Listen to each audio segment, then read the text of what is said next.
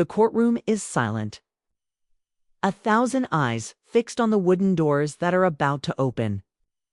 Outside, the world is burning with noise news, anchors shouting, protesters waving flags, and online wars raging in every corner of the internet. Inside, it's calm. Too calm. The tension feels like air before a thunderstorm. The doors swing open. A man in a dark suit walks in. His name is Jonathan Crest, former President of the United States. The most divisive leader in modern American history. To some, he's a patriot. To others, a tyrant who nearly tore the country apart. But today, none of that matters. Today, he's not a politician. He's a defendant. Across the room, Adrian Catry, one of the most respected constitutional lawyers in the nation, sits with a folder on his lap. Calm, focused. He's represented presidents, argued before the Supreme Court, and written opinions that shaped modern law. But this is different. Because this case isn't just about one man's crimes, it's about the future of democracy itself. The bailiff calls the court to order. Cameras are banned, but millions are watching through live commentary feeds. The Chief Justice enters. 9 black robes take their seats. For months, the world has debated one question. Can a president be immune from prosecution for crimes committed while in office? Crest's defense says yes. They claim the presidency must be untouchable, that no leader can act freely if they fear prosecution after leaving office. But Catry believes something else entirely. He believes that the moment a leader stands above the law, the republic dies. The Chief Justice looks over his glasses. "Mr. Catry," he says, "you may begin." Catry stands. He walks to the podium. He doesn't read from his notes. He doesn't need to. His voice cuts through the courtroom like a steady current. "Your Honors," he begins, "this case is not about politics. It is about power. The kind of power that has destroyed nations and rewritten history. My opponent argues that a president must have immunity. But immunity from what? From justice. From accountability. From the Constitution itself." Crest's lawyers shift uncomfortably. Catry continues. "When the framers of this nation wrote those words, 'No one is above the law,' they meant them. The presidency is not a shield. It is a responsibility. A sacred trust between one man and millions of citizens. And when that trust is broken, the law must prevail. Outside, thunder rolls. Protesters chant in the rain. Some scream 'Free Crest.' Others cry 'Justice for the Republic.' Inside, the Chief Justice leans forward. "Mr. Catry," he asks, "are you suggesting that the president has no protection, even while performing official duties?" Catry takes a breath. "Your Honor, I am saying that no official duty includes breaking the law. There is no executive power that includes corruption. There is no presidential authority that includes conspiracy. And if we allow such immunity, we do not have a president anymore. We have a king."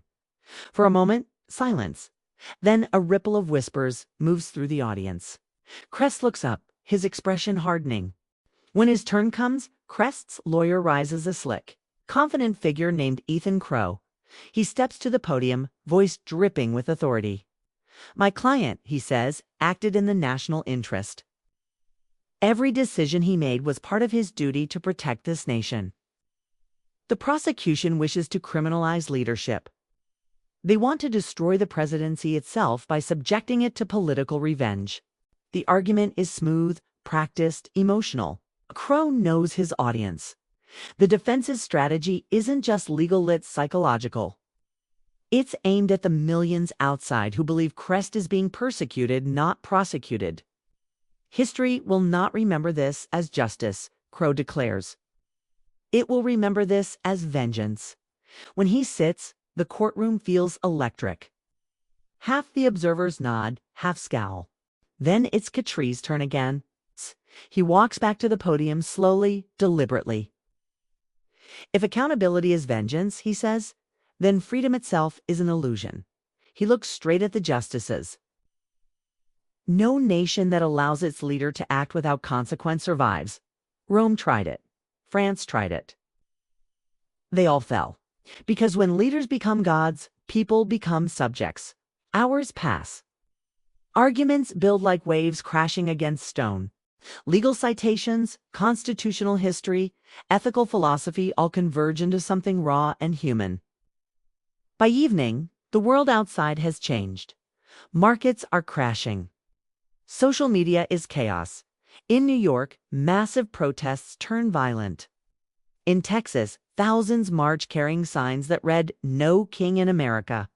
The trial spills beyond the courtroom. Meat becomes a mirror for the country's soul. Reporters leak snippets of testimony, secret memos, texts, voice recordings of Crest giving orders during his final days in office. His words, once private, now echo through every news channel. Do whatever it takes. I don't care how. The next day when court resumes, Katri stands again tired but relentless.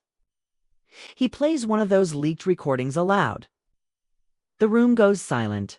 Even the defense doesn't object. "Do you hear that?" Katri says quietly. That is not leadership. That is lawlessness. He turns toward Crest, who stares back in icy defiance.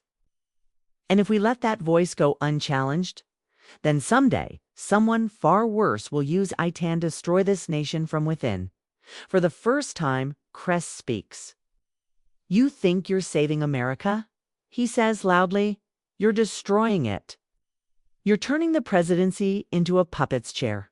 Katri doesn't flinch. "Oh, Mr. Crest, I'm reminding it who the master is.